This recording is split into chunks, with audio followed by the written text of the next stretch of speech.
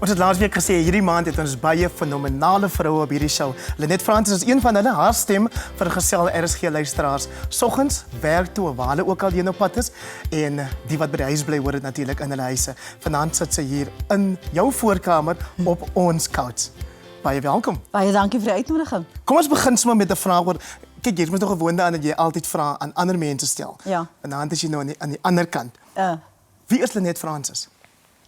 Sy is wie sy wil wees, wanneer sy wil wees. Sy is iemand wat haarself ken, wat onbeskaamd eerlik is, 'n vrou wat leef met integriteit, wat eerlik is, wat weet wanneer om watter deel van haarself met ander mense te deel, streng privaat, very much a nerd, wonderlike ma, wat heeltyd leer, liewe gedigte, liewe mediteer, glad nie skaam om te huil vir mense nie, lams verby. En hoe lag jy as jy nou lekker lag? Nee, hou!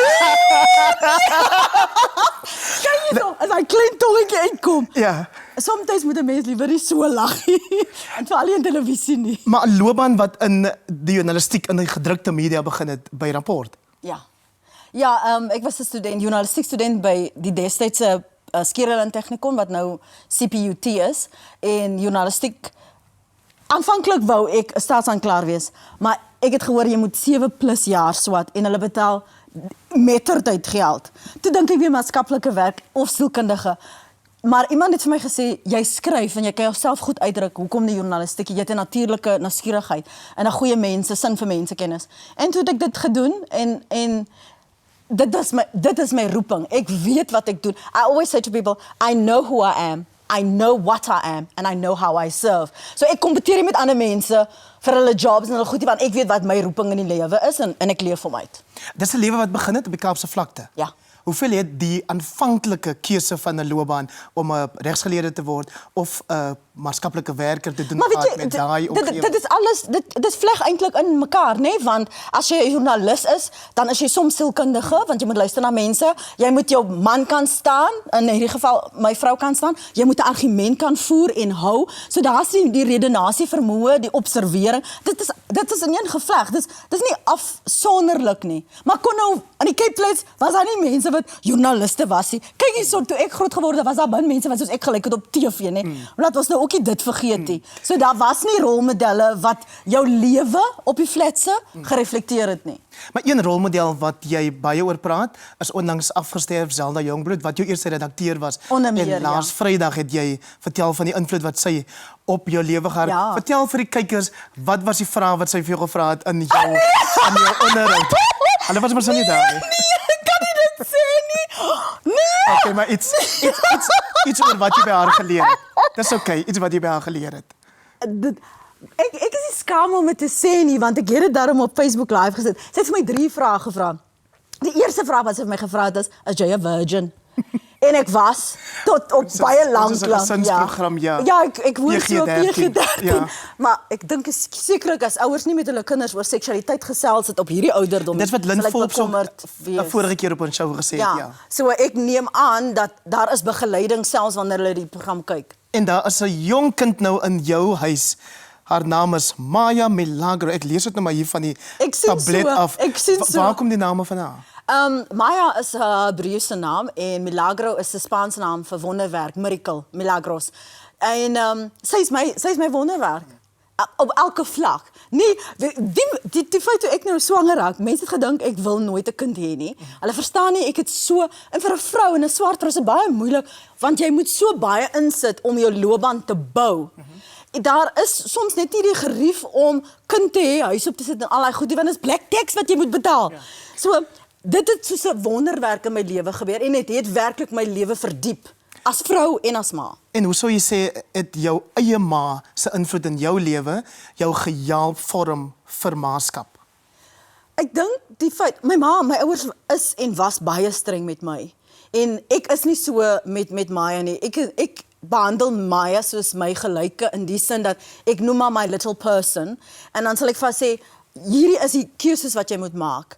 My ma het nie vir my keuses gegee nie. Jy sal so maak, want ek sê so en klaar. En ek sien my ma probeer dit met haar baie dikwels en ek probeer vir my ma sê my ma moet wegkom van hierdie good girl. That's not a good girl, doesn't sit like this. That's not a good girl. Want dit brein spoel jou. En sy moet ontdek wie sy kan wees. My pa het my soos 'n tomboy groot gemaak. En ek maak my kind so groot. Maar ek sê jou, maak nie saak hoe hard ek probeer om geslagneutraal te wees nie. Die kind gaan die hele tyd na pink toe. Jy het nou na spiritualiteit verwys. Sê iets oor geloof in jou lewe? Dis jy kan nie so min tyd so vinnige vraag vra nie. Dis te diep. Maar gelukkig as jy maar 'n aanbieder self Ja, maar hoe mens spiritualiteit mooi met werk met tyd. Ja, absoluut.